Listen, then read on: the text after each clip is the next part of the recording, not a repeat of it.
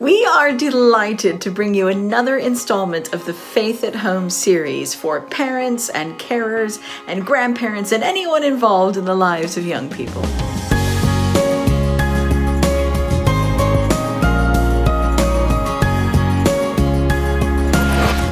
We hope that these are received as gifts of ideas and suggestions, and hopefully an inspiring question or two.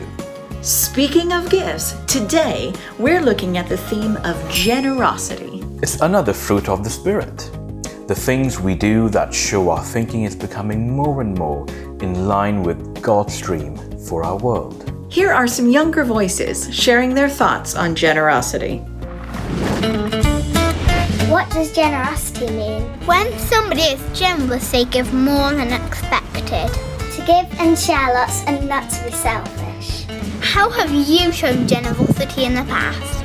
During lockdown, I've given cards and presents to my friends. I've shown generosity by helping my friends feel better when they were sad. Who's the most generous person you know and why? The most generous person I know is my dad because he spends so much time playing with me. Jesus, because he gives me everything I need.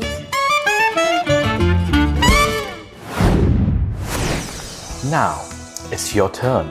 Take a moment to think about the gifts that you have received. Could you pick one, or maybe a few, that stand out from all the others? I wonder why that gift stood out for you.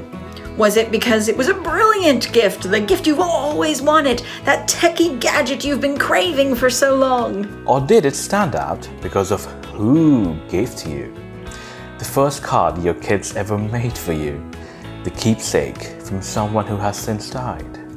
The kind of gift that is precious for its memories. We want to invite you to reflect on our generosity as a way of reflecting on how to respond to God's generosity to us. As usual, here are some questions that might spark some conversation about being generous. If you had £50,000 and could do anything with it for someone else, what would you do? Can you think of a story in the Bible of the generosity of Jesus? What stops us from being generous? We are honored to welcome Bishop Caraway to share some of his wisdom on generosity.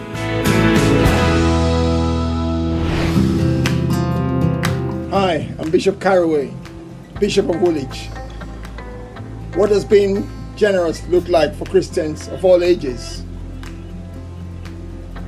Being generous would look like each one of us taking responsibility and being intentional and proactive in making our church families intentionally intergenerational in its culture.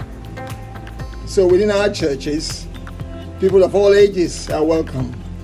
The church will not be designed only for the elderly or the middle-aged, but for the elderly, middle-aged, young, and children, from cradle to the grave. And everybody will find something to take away on a regular Sunday basis. And that will mean making a decision to provide a safe space for everybody, old or young, to ask questions and be received in a friendly, non-judgmental way. To make each person feel as safe and secure in the church space as stakeholders, to share food, to share friendship, to share fellowship, to pray together and to study the scriptures together. And when we do that, our churches will be welcoming and home to everybody. Thank you.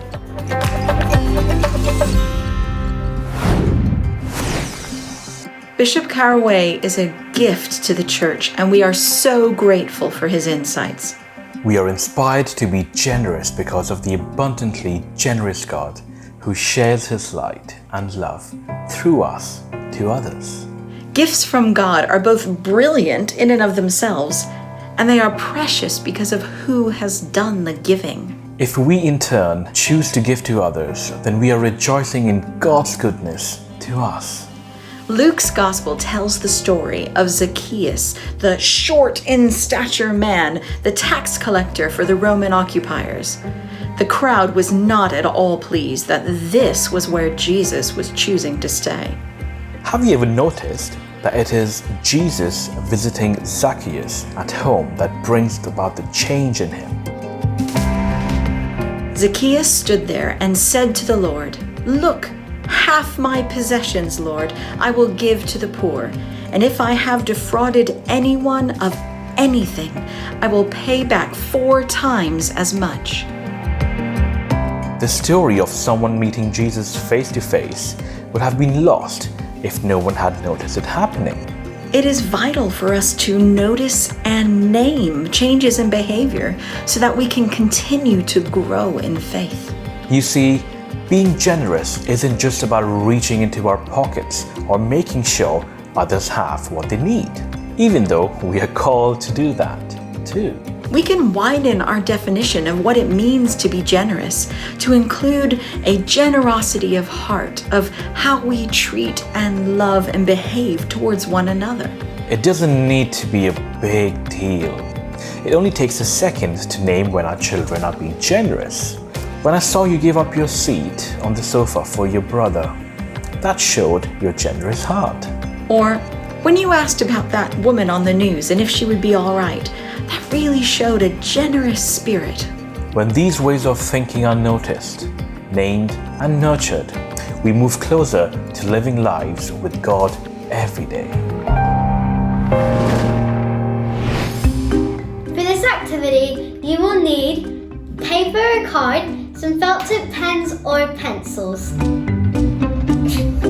Generosity is about happy giving rather than getting. It's the opposite of being selfish. You can be generous with your things by letting others use them or giving them away. You can also be generous with your time by using some of it to help others. Draw a large clock face onto a piece of paper and then draw a line down the middle. Each half represents 30 minutes. Think about the people in your house. Who could you give 30 minutes of your time to? Write their name in one half of the clock and how you're going to help them. If you can't think of anything, you could ask them what they need help with.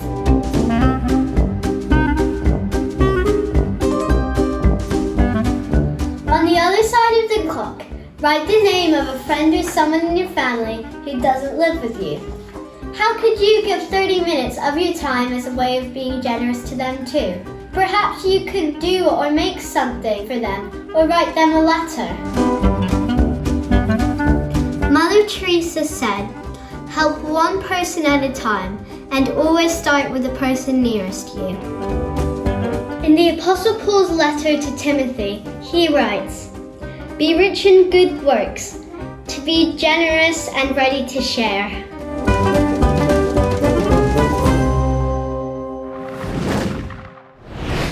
Prayer spaces in schools have developed a set of resources, just like the one you've seen in action. They are designed to be easy to put together using materials that should be easy to find. There are lots of examples on their website. Generosity is important in how and why we pray for each other. One way to grow a generous attitude is to use an active empathy when we pray for others. Rather than just naming who we pray for, we can stop to think and imagine what they may be feeling like, what they may need from God, and ask for that. We'd love to hear about your adventures in building these faith at home moments. Kate is a mom of 3 who shared with us some of their faith at home story. Hi, I'm Kate. I'm a mum of 3. Finding faith at home moments for us takes all kinds of forms. So whether the kids are watching a movie and we talk about, oh, what in this is true and what would God say about this, and or whether there's something comes up on social media for them or with their friends, we try and talk about our faith in the context of the lives they're living.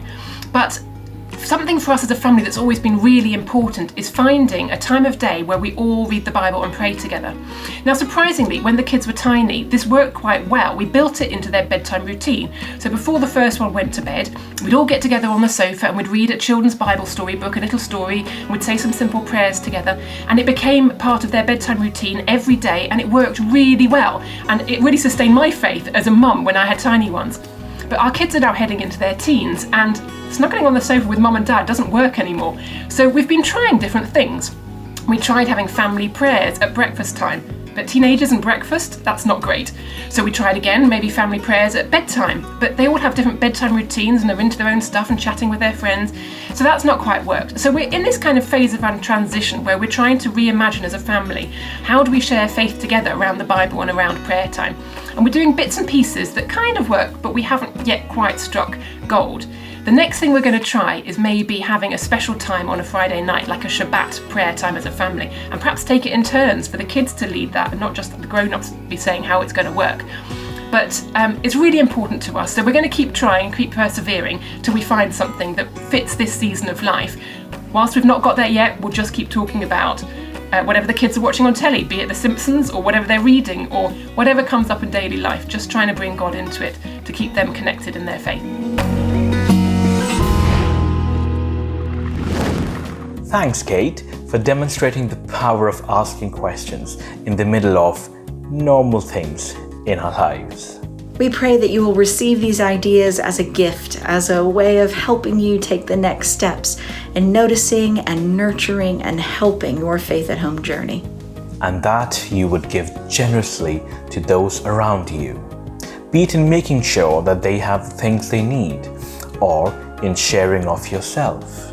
We pray that you would feel the presence of God, to hear His voice, and to know God's light.